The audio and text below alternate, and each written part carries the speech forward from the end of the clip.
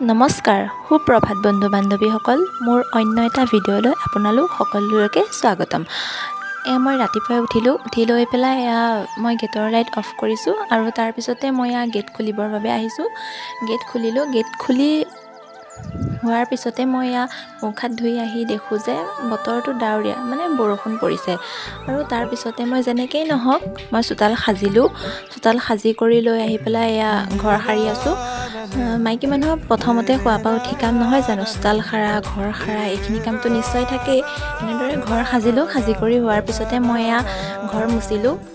ৰুমবোৰ মুচি হ'ল। হোৱাৰ পিছতে মই গা ধুই আহিলোঁ। গা ধুই আহি ৰেডি। তাৰপিছতে কাপোৰ মোকোলাবলৈ যাবলৈ ওলাইছোঁ। বৰষুণ কমাই নাই।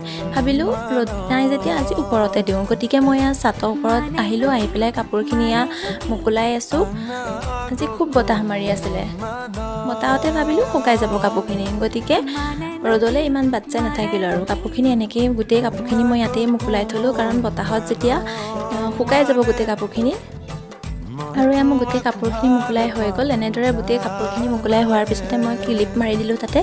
তাৰপিছতে মোৰ কাম হৈছে গোঁসাইঘৰ সাৰি পেলাই তাতে মুচি কৰি গোঁসাইঘৰত চাকি জ্বলোৱা। আৰু তাৰপিছতে মই গোটেই গোঁসাইঘৰ সাৰিলোঁ। সাৰি কৰি মুচি পেলাই গোটেই ঘৰতো পানী চানী ছটিয়ালোঁ। তাৰপিছতে গোঁসাইঘৰত চাকি জ্বলালোঁ, ধূপ ফুৰালোঁ। গোটেই ঘৰতে